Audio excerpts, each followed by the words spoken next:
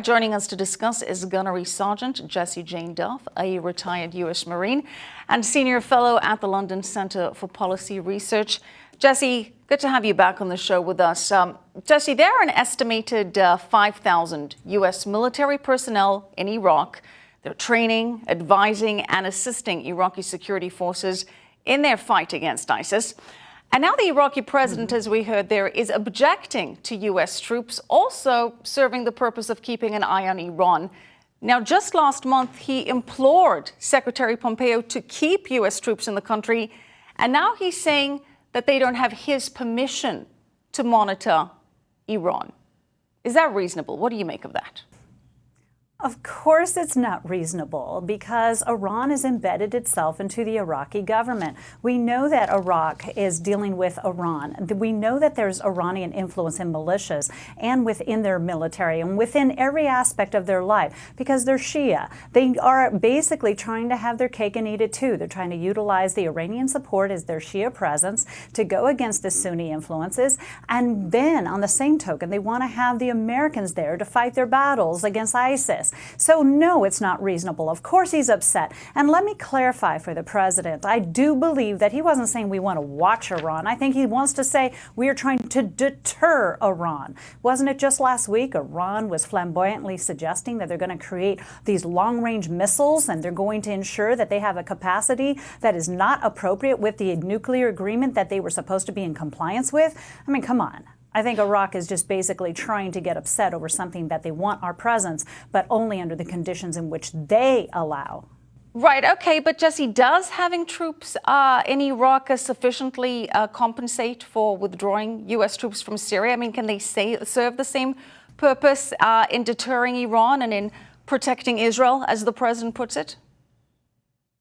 Well, it's also about ensuring that we are protecting the Kurds and have a presence so that ISIS does not reveal itself and rise up again. So yes, it does have a legitimate reason to be there. Not only are we ensuring that Iran knows we are right in their back door, we are telling Israel that we have their back. We are letting Israel know that we're not abandoning the region. And in the same time, we have to get our partners in that region to step up and assist with the Kurdish situation in Syria. If we can empower the Kurds to be able to defend themselves with our partners in that region, we will not have to be the only presence to deter this evil that is lurking throughout the world.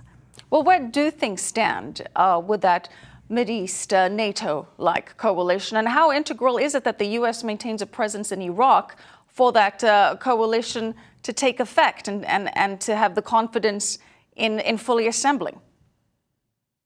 Good question, Michelle. Last year in May of 2017, the president met with 50 countries of Muslim and Arab nations and basically implored them to come together so that we could unite against our fights against terrorism. We haven't seen a great effort on that part. We need to ensure that Jordan, Egypt, UAE, Saudi are getting involved and not dependent upon us, our men, our women, as the salvation against these threats from Iran, from ISIS, and the other organizations that want to keep the Middle East in the dark ages. So with the troop present in Iraq, we're saying we're serious. If we just abandon this, we will essentially empower Iran to pursue their nuclear capabilities with no watchdog over their shoulder.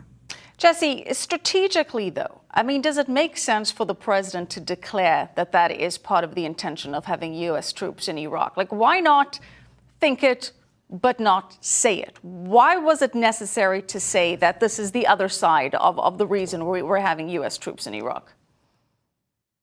Well, because the president has already stated that we will be withdrawing from Syria. So we have to remind Iran that we are not going away. I think it was important to make this announcement that they don't think that we're going to try to just wiggle out and disappear. We need Iran to know we are there, we're present, we're watching. We're not going to let you get away with some of the corrupt measures that your mullahs have done, that your Iranian Revolutionary Guard that has stolen all of the wealth from the people, that is going after becoming the worldwide sponsor of terrorism. They have to be told, we're not going away. And I think Israel appreciates that because they need to know that they have a strong fist in the United States. Jessie, very quickly, the president says that the U.S. is spending a fortune at the Ain al-Assad air base in western Iraq. How best can the U.S. military maximize its use?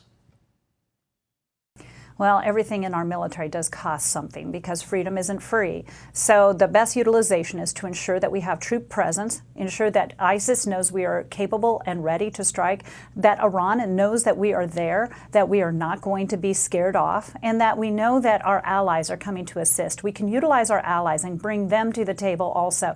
Get our allies on that base also. Let them pay for some of these costs. And if we utilize them as they had agreed they would do back in May of 2017, I think we're going to see some progress, at least at keeping this festering problem of Iran at bay. Jessie, thank you so much as always. Jessie Jane Duff, appreciate it.